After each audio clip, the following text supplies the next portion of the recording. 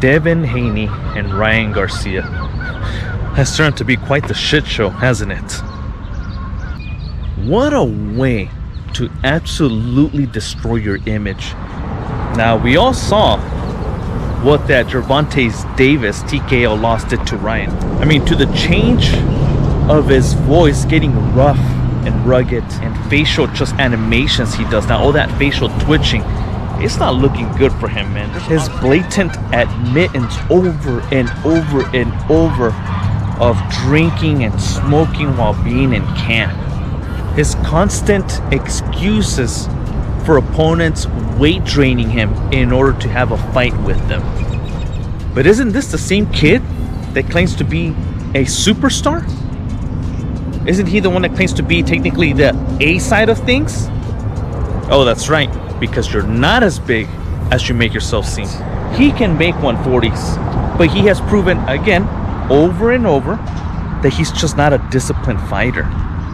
He claims of opponents forcing him to lose weight so he can be at his minimum performance. So he signs on the dotted line and absolutely disrespects the sport of boxing by lying, knowing that he was never gonna make that weight. And this absolute arrogance, right? After not making weight and should be in a disgraceful, he should be ashamed, he should be apologetic, smoking, the guy doubled down. Come weigh in, the dude comes in at 143 pounds, no effort on his end. He went on rants, talking about child abuse that he personally witnessed. He even goes as far as to say that he was forced, and that's how he witnessed these crimes. He also claims to have proof.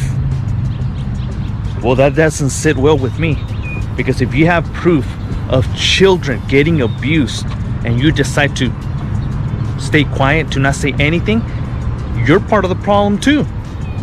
I mean, what an absolute bitch to use such a topic to promote a fight, to garner sympathy and support for a fight you're gonna have.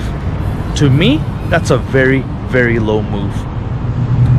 Fight comes and Garcia shocks the world by knocking down Devin Haney numerous times throughout their 12-round fight and winning. Ryan in the post-fight press conference now seems a little more calm, cool, and collected, but I personally think this is just a facade. He makes sure to tell us all, to remind us all, that this was all just a troll.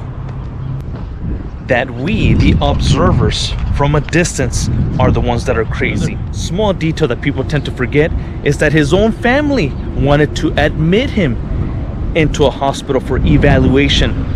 That don't look like promotion to me. That seems like there's something serious going on in your life. I never bought into it once. I still think that he is going through a manic episode.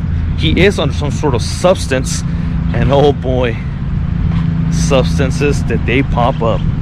The testing agency VADA has not brought it to our attention that Ryan has failed 2 tests, not 1 but 2 tests, the night before and the day of fight. Honestly, for such an arrogant prick that Ryan is, this does not surprise me.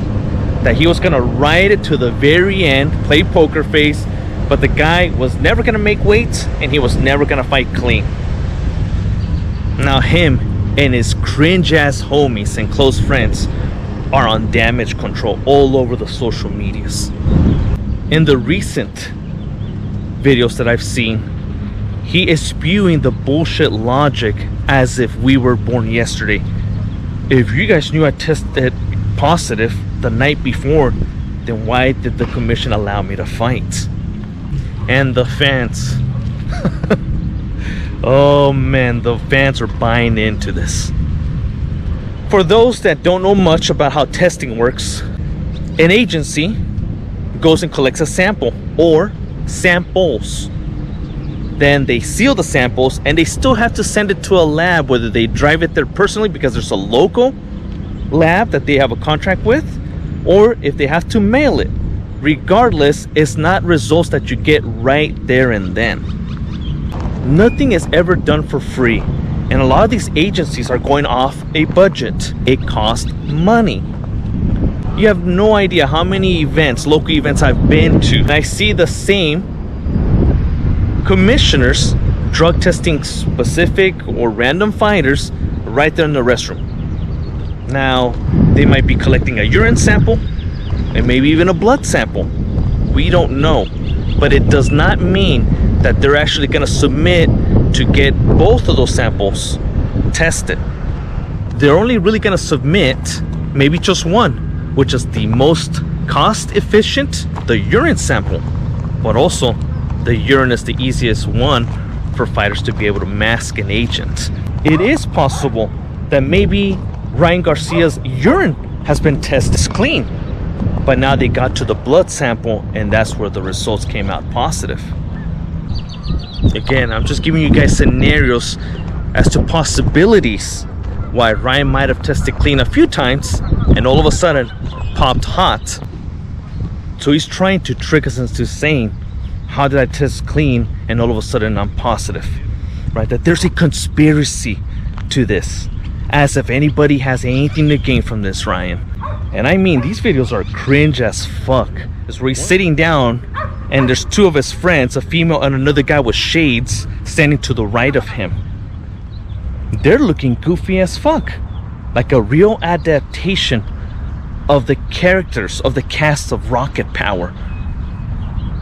And off goes Ryan on his crusade to convince all of us of his flawed logic. His cast. I mean, it is embarrassing. And quite frankly, that's how I picture most of Ryan Garcia's fan base right now. I think Ryan has proved to us that he is a fraud and will go at extremes to stay relevant. I really think Ryan dug himself a deep grave here. If it was just a weight scandal, he will still have a prosperous career.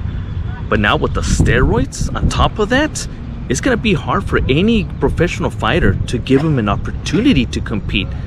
I mean, if I was Devin Haney, if I was Shakur Stevenson, Teofimo, why would I want to fight a guy that's proven to be a liar and is arrogant about it?